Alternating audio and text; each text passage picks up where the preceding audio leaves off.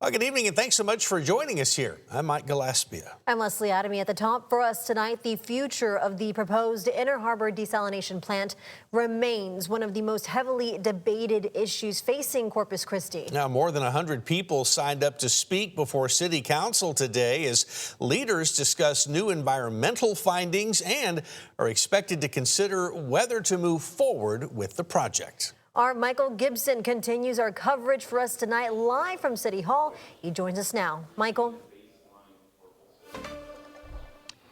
Well, I'll tell you right now, they are going through the consent agenda finally. We thought this was going to be happening closer to maybe 3 o'clock, but they had over 5 hours of public comment. And so that's where they're at right now. It could be hours away before they vote on the Inner Harbor desalination project to move forward to 60% design build. Now, I'll tell you what, if you showed up to City Hall today, well, the problem wasn't getting into City Hall. It was actually trying to find a parking spot. The parking lot at City Hall was packed hours before the meeting even began.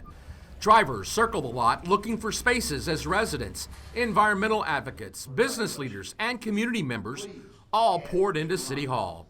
More than 100 people signed up to address City Council on the future of the proposed desalination project, and some did not hold back. It's beyond ridiculous what's going on here. In this place is unbelievable, and these are the people that are going to pay for it, and it needs to stop. This Inner Harbor desal is a fraud. These people can't afford that. City Manager Peter Zanoni told 3 News that the recent Farfield study determined that the bay would not be harmed by the brine discharge from the desalination plant. But a number of council members have questioned that study. Some in the crowd also did not believe the research. Why are they trying to fudge the numbers? Why are they not being real and giving accurate data to the community? We deserve that much because all of us are paying for this project at the end of the day. We found Melissa Zamora outside of City Hall.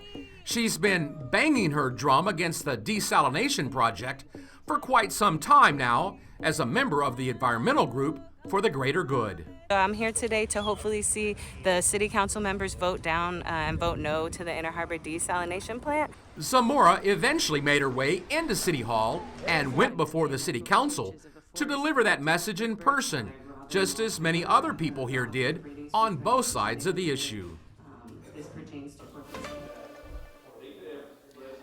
Now, before council takes that vote on the Inner Harbor desalination project moving forward to that 60% design build, they are going to listen to some members from the Farfield study that studied whether or not the brine discharge from that Inner Harbor project could potentially harm the bay either through salinity or temperature.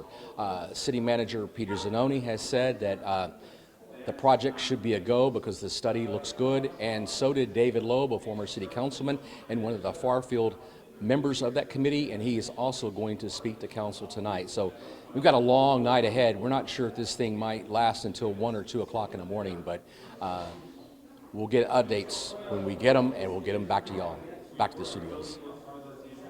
All right, thank you, Michael. And Michael will be there to keep an eye on everything for us tonight.